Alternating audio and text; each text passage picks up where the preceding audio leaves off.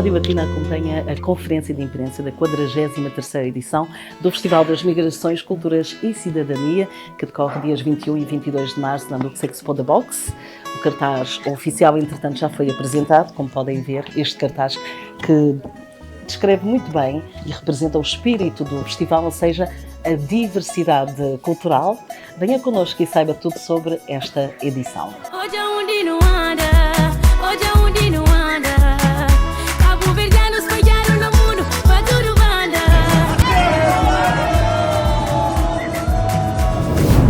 Hoje convidamos Mathieu Vieux-Courville, que é o novo coordenador do Festival das Migrações, Culturas e Cidadania, no âmbito da 43ª edição, que terá lugar dias 21 et 22 de março na Luxexpo em Kirchberg. Bonjour Mathieu. Bonjour. Bonjour. Vous êtes le nouveau coordinateur du Festival des Migrations. Déjà, comment ça se passe?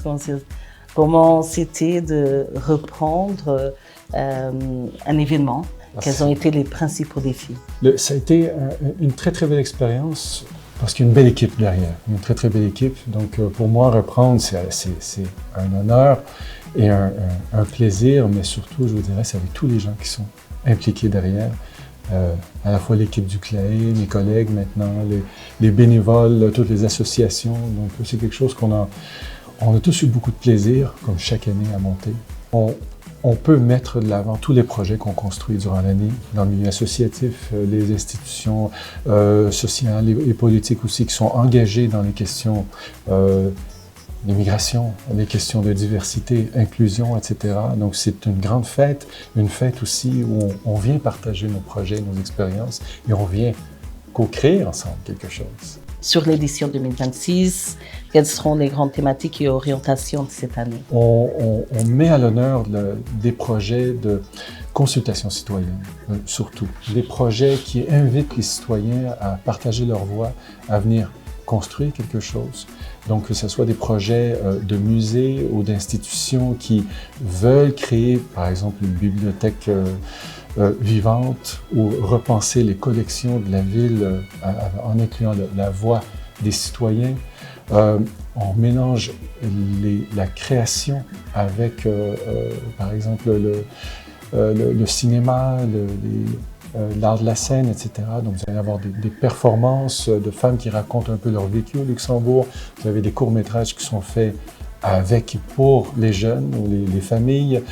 Est-ce que le public peut s'attendre à des nouveautés ou à des changements particuliers dans cette édition? Oui.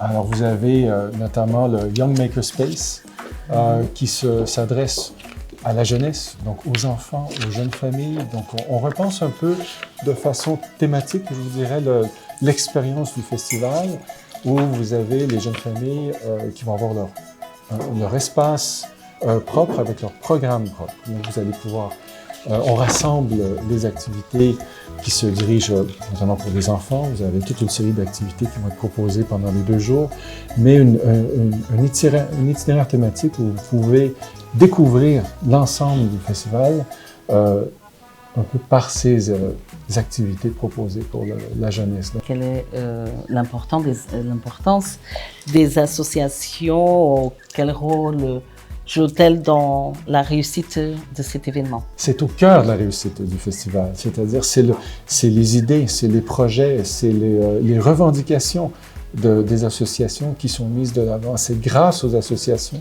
qu'on peut construire une belle programmation. Quels sont les principaux enjeux pour toute l'équipe? Le défi, c'est de pouvoir nous assurer que malgré un espace qui est très très grand, le festival c'est 13 000 m² à la Luxexpo, donc malgré un espace qui est très grand, de pouvoir nous assurer qu'on puisse offrir une place au plus grand nombre d'associations, de créateurs, d'auteurs, de conférenciers, etc.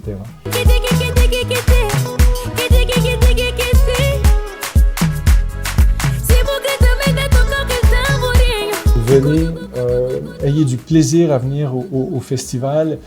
Et c'est un beau moment dans l'année pour nous rendre compte à quel point le Luxembourg a cette diversité culturelle incroyable. Et ça, je pense que c'est important aussi de se rendre compte que le Luxembourg, c'est si riche, si diversifié. Merci beaucoup. Merci à vous. Et beaucoup de succès pour cette 43e édition du festival.